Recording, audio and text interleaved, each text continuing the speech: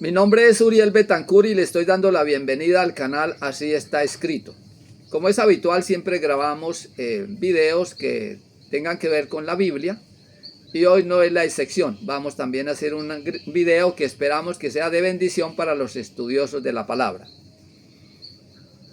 Si bien no soy un apologista, sin embargo quiero hacer una apología hoy, o sea, quiero hacer una defensa de la fe, de la verdadera fe.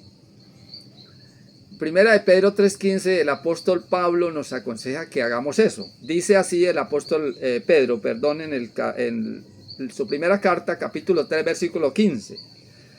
Dice, santificad a Dios el Señor en vuestros corazones y estad siempre preparados para presentar defensa con mansedumbre y reverencia ante todo aquel que os demande razón de la esperanza que hay en vosotros. Debemos estar preparados para presentar defensa de la fe. ¿Sí? Hace poco escuché una explicación sobre las religiones y dice que la religión es la estafa más antigua de la humanidad. Bueno, cuando habla de la religión, pues la verdad es que engloba todo lo que tiene que ver con fe y creencias, como si todo ello fuera malo, pero quiero mostrarles en la Biblia que sí hay una doctrina pura y santa. Claro, está en la Biblia, no está en un lugar específico para decirle allí o allá, ¿no? Pero en la Biblia encontramos esa doctrina pura.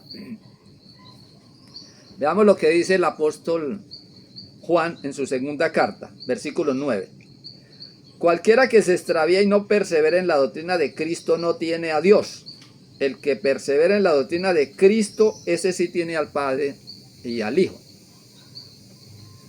Bien, o sea que él muestra los distintivos de esa verdadera doctrina. Tiene al Padre y tiene al Hijo. Si tiene al Padre y tiene al Hijo es la verdadera doctrina. Eso es lo que nos enseña la Biblia. Lamentablemente pocos enseñan esta verdad. Sin embargo, tenemos que tener en cuenta lo siguiente. Era tan auténtica la doctrina de Cristo que él mismo dijo que esa doctrina no era de él. Mismo le dijo a los judíos, a los fariseos y a los que lo escuchaban, les dijo, esta doctrina no es mía. O sea, si fuera mía no sería creíble. Es que esta doctrina yo la recibí de Dios. O sea, le puso el sello de la divinidad a su doctrina. ¿Sí? Aparte de muchos grupos religiosos que se autoproclaman como tener la doctrina pura, Cristo no se arrogó no se arrogó ese título, no se arrogó ese derecho, sino que dijo, no, mi doctrina, esta doctrina no es mía, esta doctrina es del que me envió. Me parece muy interesante esto, ¿no? Bueno, bien, la estafa de la cual venimos hablando, pues prácticamente hace alusión a dinero. Y es que algunos humanos se autoproclaman como pastores, como sacerdotes, bueno, lo que sea. Se ponen los nombres que sean. Así mismos, entre ellos mismos se nombran y se arrogan el poder de manejar el dinero de los fieles. ¿Sí? Digo, se arrogan porque nadie les ha dado ese poder. No lo tienen y la Biblia no los autoriza para ellos. ¿Sí? La persona que estaba hablando sobre el tema de la estafa, él dice que la religión usa el miedo para quitarle la plata a la gente, para quitarle el dinero. Usa el miedo diciéndoles que se van a perder o que están perdidos porque no devuelven su dinero a ellos. O que también les ofrecen bendición. Les dicen, si ustedes dan X cantidad de dinero, eso se les va a multiplicar por 10 o por 100 o por 1000. Entonces eso es un engaño, eso no está en la Biblia. A través de eso logran manejar el dinero de la gente. También habla de que el donante no sabe lo que se hace con su dinero, y esa es una realidad. El donante hoy día entrega su dinero y no sabe qué va a pasar con él. Es más, le lavan tanto el cerebro a la gente que si alguien manifiesta que tiene dudas con relación al dinero que se deposita allí en sus lugares de culto, alguien de la misma congregación le dice, no, tranquilo, no se preocupe que el dinero se está invirtiendo en la obra de Dios. Y si ellos gastan mal el dinero, es ellos. Usted no se va a perder la bendición. Suéltela, que la bendición le va a llegar a usted en abundancia. Todo esto lo han observado, yo lo he observado. Me doy cuenta que tristemente con esto logran sus propósitos, ¿sí? Hace unos días escuché una investigación que hicieron unos periodistas sobre los recursos que recaban la gente a través de esas congregaciones. Y nombraron un señor que se autoproclama como pastor. Yo creo que queda mejor estafador que pastor. Dice que este señor tiene un avión particular, imagínese usted. A través de sus discursos ha logrado sacar plata suficiente de la gente para tener un avión personal, particular. Y no es para llevar a los hermanitos a pasear, él es el que se va para los Estados Unidos, va a Europa con la familia en su avión personal, que ha sido a costa de una membresía que cree en él. En ese mismo investigación periodística salió otro, también tan elegante como el del avión. Presentan un garaje donde hay una cantidad de carros, en total 7 carros, de alta gama, desde Ferrari en adelante. Dicen que este señor usa un carro de esos diario, tiene uno para cada día, un automóvil de alta gama. Imagínese usted todas estas cosas. También hace poco hubo un tremendo escándalo de una señora que fundó una religión y la asoció a la política, y que esa señora tiene quintas, unas quintas muy hermosas en Estados Unidos, por allá tal vez en Florida, no sé dónde. El caso es que las personas que asisten a sus congregaciones tienen tan lavado el cerebro que nada de eso los hace desistir, aún siguen yendo allí. Es más, siguen llevando sus platas, engrosando los tesoros de estas personas. Ahora, si el problema son los donativos, tenemos que ver lo siguiente. Algunas personas critican el diezmo bíblico, pero es que el diezmo bíblico no se parece en nada a los diezmos que hoy están recogiendo, o a los donativos que están recogiendo hoy de los fieles. No tiene nada que ver el diezmo bíblico. El diezmo bíblico era muy diferente. Resulta que Dios sacó al pueblo de Israel de Egipto de la esclavitud. Después de que lo sacó de la esclavitud, lo llevó a la tierra prometida, una tierra maravillosa. Les dio posesión de esa tierra, y la única exigencia que les hizo fue: de todo lo que ustedes cultiven me dan una décima a mí, y de los animales que les doy también, de acuerdo a la producción, si de su hacienda se producen 10 becerros, un becerro me lo dan a mí, o una oveja, o un cabrito. El Señor tenía toda autoridad para hacerlo, porque Él era el dueño de todo. Los había librado de una esclavitud horrible y los había llevado a vivir en forma independiente, y les entregó su tierra. Tome esta tierra, disfrútenla, vívenla. El Señor no necesitaba de ese dinero, pero lo hizo para probar la fidelidad, y también porque quería que ese pueblo lo adorara en espíritu y en verdad. Ahora bien, Dios no se necesita plata, pero Él lo hacía. ¿Por qué? Porque aparte de probar su fidelidad, Él iba a hacer algo especial con ese dinero. Era invertirlo en los mismos fieles. Pónganle cuidado. Él no necesitaba un peso de eso, lo invertía en sus mismos fieles. Y era que les pedía que 3 veces al año subieran a Jerusalén, allí donde Él se presentaba, se le manifestaba a los sacerdotes, y que allí, cuando estuvieran en la adoración,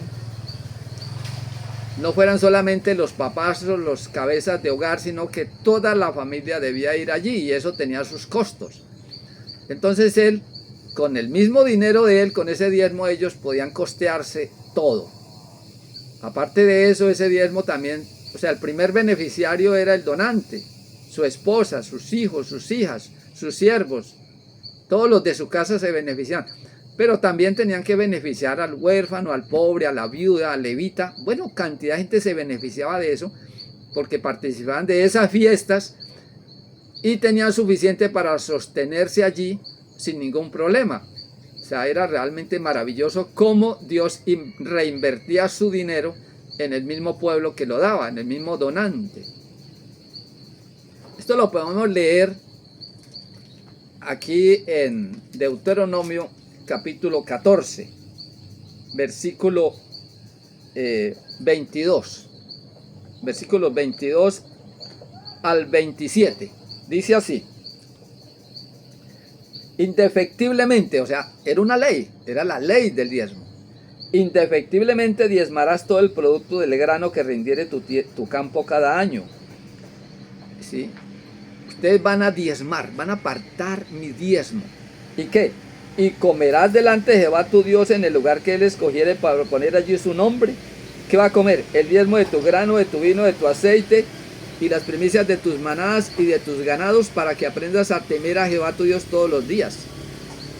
Y si el camino fuere tan largo que no puedas llevarlo por estar lejos de ti el lugar que Jehová tu Dios hubiera escogido para poner en él su nombre, cuando Jehová tu Dios te bendijere, entonces lo venderás y guardarás el dinero en tu mano y vendrás al lugar que Jehová tu Dios escogiere y darás el dinero por todo lo que deseas, por vacas, por ovejas, por vino, por sidra, por cualquier cosa que tú deseares, y comerás allí delante de Jehová tu Dios y te alegrarás tú y tu familia.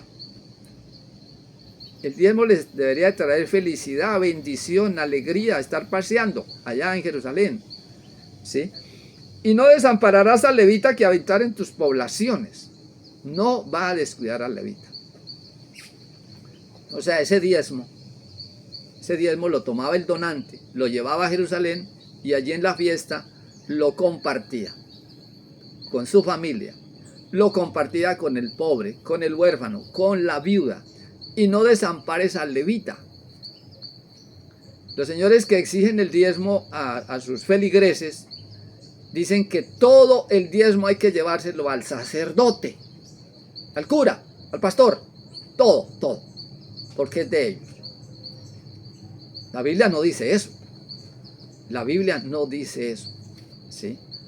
Entonces, tenemos que tener en cuenta que lo que la Biblia dice es maravilloso, porque es Dios reinvirtiendo su dinero en beneficio de su propio pueblo.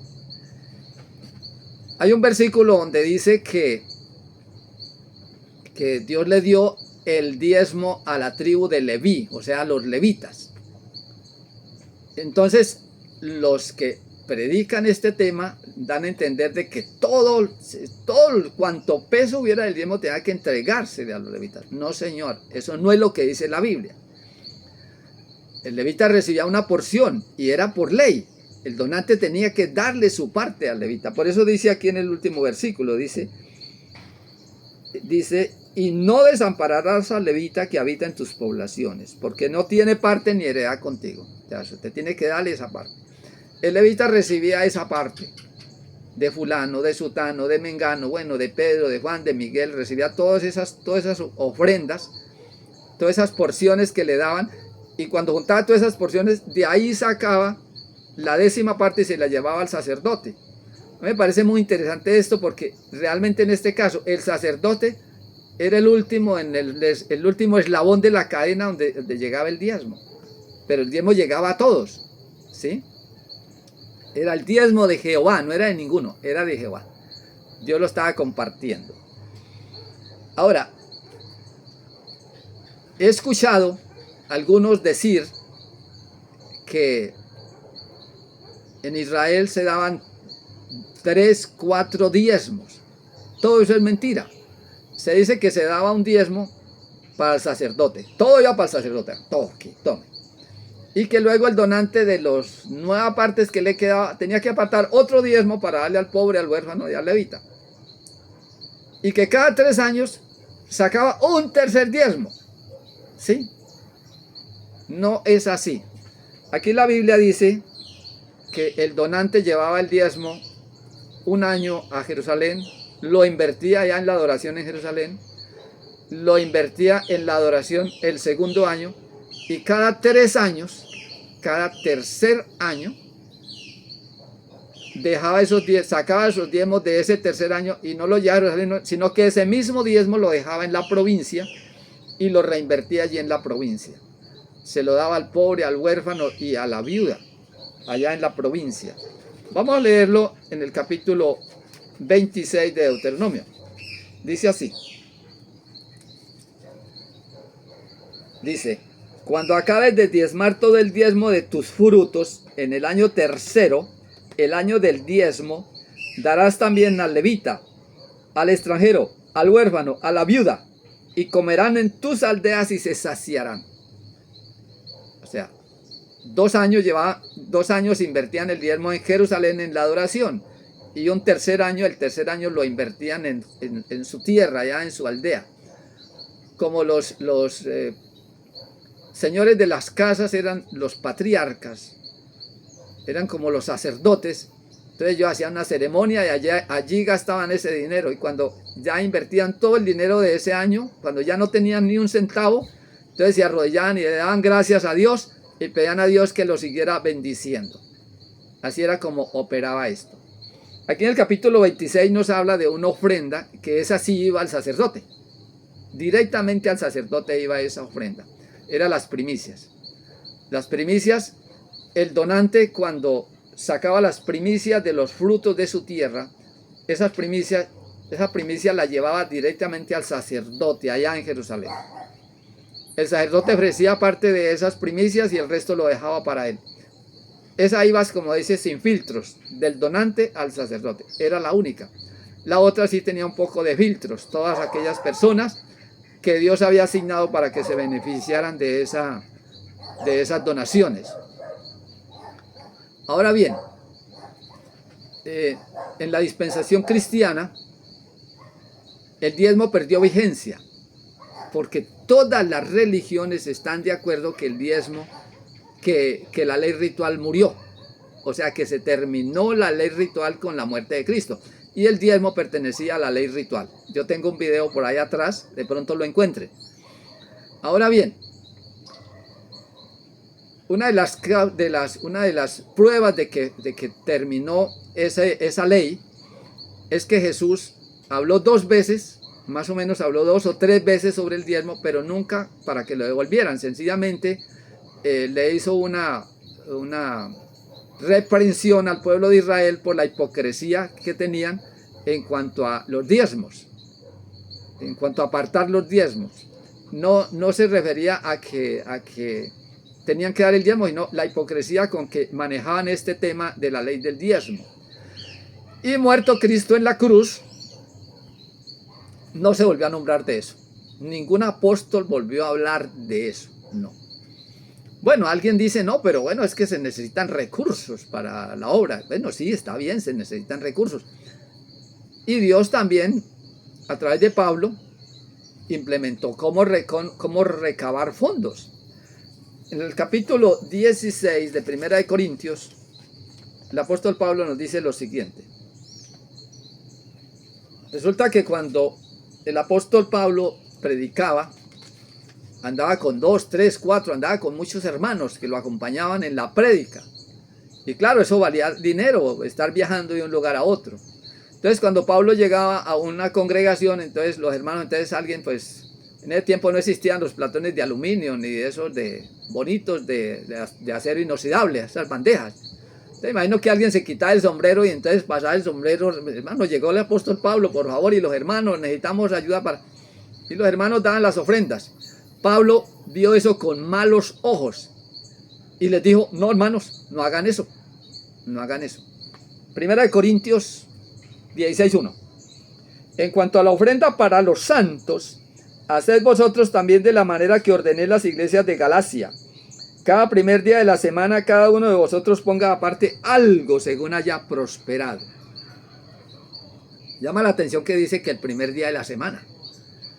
O sea, el adorador estaba ¿dónde? El adorador estaba en la casa, porque Pablo no hacía culto los domingos por la mañana. La Biblia habla de un culto que hizo una vez, pero lo hizo fue por la noche. Dice que era por la noche y que al otro día Pablo se iba, un primer día de la semana, pero no en el lapso del día domingo. El domingo estaba la gente en la casa o estaba yéndose para el trabajo. Entonces allí era que el donante tenía que hacer un balance de lo que hubiera prosperado. Dice, cada primer día de la semana, cada uno de vosotros ponga aparte algo según haya prosperado, guardándolo. No dándoselo al diácono para que el diácono lo lleve al tesorero y el tesorero lo consigne allá en el banco. No, no era eso, no, así no se manejaba, no. Era el donante que lo manejaba, así como en el antiguo Israel el diezmo lo manejaba el donante. No lo manejaba una institución, una persona, un grupo de personas, no, lo manejaba el donante. Asimismo el apóstol Pablo aquí dice, me llama mucho la atención como lo dice, como lo explica la Biblia Nácar Colunga, que es la Biblia católica. En la Nácar Colunga dice que cada uno en su casa aparte esa ofrenda y que la guarde. Bueno, todo el problema por el cual están desprestigiando las religiones es porque las religiones tienen un diezmo institucional. O sea, es una institución como una empresa. Y esa empresa recoge ese dinero y lo cuenta y lo recuenta y se lo pasan al uno, al otro, el tesorero le dan una cuenta para que lo consigne. Ahora son tan descarados estos predicadores que desde la plataforma le dicen a la gente, bueno, el número de cuenta es tal, ¿sí? Hasta ahí se ha llegado el caso de explotar a la gente. Lo triste es que la gente se deje explotar, se deje engañar. Bueno, de todas maneras, tampoco nos podemos desentender de la obra de Dios. ¿Sí? Si se va a hacer una obra para Dios, como es ayudar a un enfermo, a un hambriento, bueno, incluso a alguien que esté predicando y que lo hace con honestidad y con sinceridad, pues tendremos que aportar para ello. Y por eso el apóstol Pablo, previendo eso, dijo, no, junten ese dinero. ¿Por qué? Para que cuando él fuera no se hicieran esas recolectas. También para cuando hubiera una hambruna, para cuando hubiera una necesidad, un enfermo, hubiese dinero. Cada hermano tenía su depósito y aportaba de ahí, de tal manera que siempre habría alimento en la casa del Señor.